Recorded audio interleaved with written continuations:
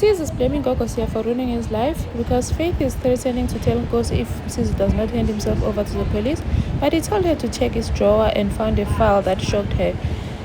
Carter doesn't want to back down and decides to teach Isaac a lesson. Hi, welcome to my channel. Here's an update on House of Zwide. Msizi is furious and went to Nkosi saying that you ruined my life. He told me to confess and said that the whole thing Yashuaki is going to go away. Now Faith knows everything and my life is ruined.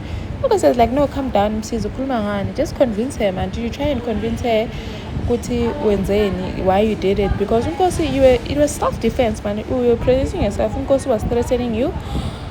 Msizi is like, but she won't listen to me. I can't mameli. She won't listen to me. She thinks they're talk. And then Faith calls him saying, have you handed yourself over to the police? If you have not done so, I'm forced to tell Nkosi that you killed his wife, that his uncle killed his wife. Msizi just says, before you do all that, because you don't believe me on caller, please go to his office.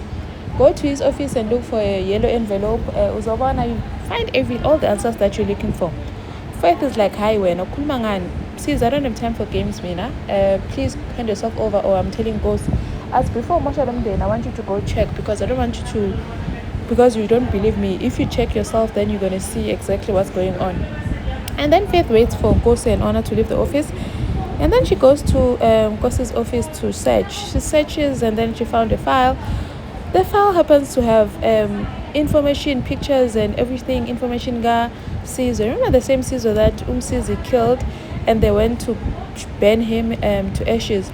So Nkosi was blackmailing Msizi ngayo. Faith then realizes, so Msizi is not lying. Now it shows Wuti Pella. This whole thing might also implicate her because when Msizi was setting Msizi in fire. And then Prophet Ezekiel doesn't want Carter to retaliate to Isaac after he punched him, saying, I know that he humiliated you, but please don't do anything that's going to jeopardize my elections. Pella, remember, when you represent me, so if you do something, the community must turn against us. Please don't do anything. Convinces him and says, sorry. But then it's like, you're only doing this because you're not the one that was beaten, you're not the one that was humiliated, so now must just let Isaac disrespect me. And then he agrees, they make a deal, please don't do anything now. And then the driver says, I don't trust this guy. But Prophet Ezekiel doesn't trust him, but he says, well, once again, I can tape it, but I can talk. Vele Carter is not going to listen. He went and called the patrollers and told them that they need to go teach someone a lesson, someone who does not want to pay the protection fee. Hanti wants to go to Isaac's house and cause chaos.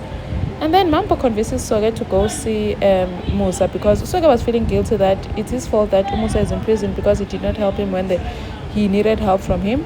And then he goes to see Umusa, and Umusa says that he's going to have his bail tomorrow and says that he's not even convinced Guti. Mampo is the one that actually convinced Soga to come because he says that Mampo hates him.